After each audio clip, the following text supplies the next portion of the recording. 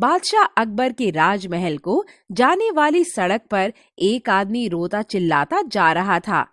हाय, बकरी मेरे 2 गांव खा गई। सभी लोग आश्चर्यचकित थे कि बकरी 2 गांव कैसे खा सकती है।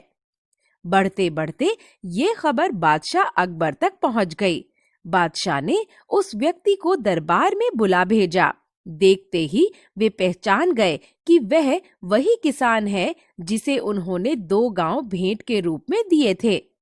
किंतु बकरी कैसे गांव खा सकती है, ये उन्हें समझ न आया। किसान से कुछ पूछने से पहले पूरा घटना चक्र उनकी आंखों के सामने घूम गया। बादशाह को याद आया कि कुछ समय पूर्व जब वे आगरा के पास एक गांव में गए थे, तब बहुत थक जाने पर जल ढूंढते हुए उन्हें यह किसान गन्ने के खेत में मिला था। उन्होंने किसान को थोड़ा गन्ने का रस पिलाने के लिए कहा। किसान तुरंत लोटा भर गन्ने का रस ले आया।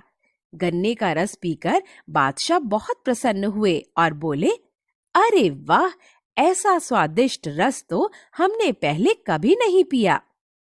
जी महोदय, और ये केवल एक ही गन्ने का रस है, किसान बोला। क्या, केवल एक गन्ने का इतना सारा रस? अकबर ने आश्चर्य से पूछा। मैं बिल्कुल सच कह रहा हूँ हुजूर। वास्तव में ये हमारे बादशाह की नीयत का कमाल है। यदि उनकी नीयत ठीक ना हो तो गन्नों में रस ही ना निकले।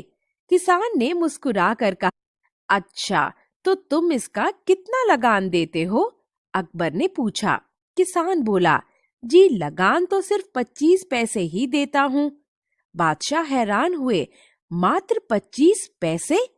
उन्होंने सोचा कि इतने अच्छे गन्ने के खेत का लगान मात्र 25 पैसे?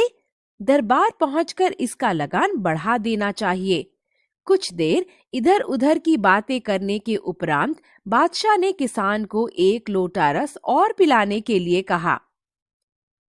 किसान ने लोटा लेकर एक गन्ने का रस निकाला, मगर बहुत थोड़ा रस निकला। किसान ने एक के बाद 3-4 गन्ने तोड़कर उनका रस निकाला, मगर इस बार इतने गन्नों से भी लोटा नहीं भरा। अकबर ने पूछा, क्या बात है, इस बार लोटा नहीं भरा? जी हुजूर, लगता है कि अकबर बादशाह की नीयत में कोई खोट आ गया है, किसान ने दुखी मन से कहा। अकबर को लगा जैसे वे आसमान से जमीन पर आ गिरे हों। वे कहने लगे, क्या आदमी की नीयत में फर्क आने से पेड़ पौधों पर भी उसका प्रभाव पड़ता है? जी हुजूर, जहाँ नीयत अच्छी हो वहाँ बरकत होती है, भंडार भरे रहते हैं। लालच और छोटापन आदमी को सुखी नहीं बना सकते, किसान ने उत्तर दिया। बादशाह को लगा कि आज वह पहली बार किसी से इंसानियत का पाठ पढ़ रहा है। उन्होंने पूछा, क्या तुम जानते हो मैं कौन हूँ? नहीं हुजूर, किसान ने संशय भरे स्वर में कहा। मैं ही बादशाह अकबर हूँ। अकबर के इस कथन से किसान घबरा उठा और बोला, महाराज, गलती माफ हो। नहीं नहीं, घबराओ मत।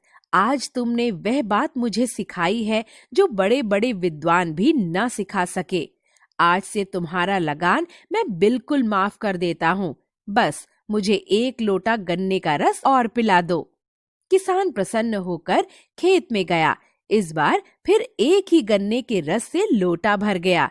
यह देखकर अकबर बादशाह बहुत प्रसन्न हुए और उन्होंने एक पीपल का पत्ता तोड़ा और उस पर किसान को 2 गांव देने का आदेश लिखकर दे दिया।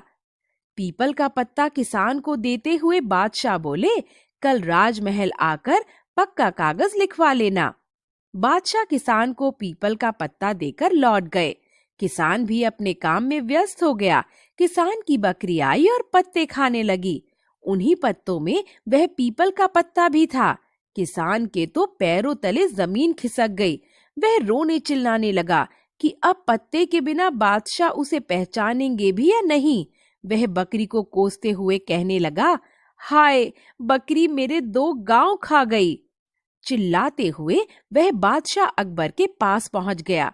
बादशाह को हंसी के साथ साथ उस पर दया भी आई। उन्होंने कागज पर किसान को 2 गांव देने का आदेश लिखा और उसे किसान को थमाते हुए बोले, अब अपने दोनों गांवों को बकरी से बचाकर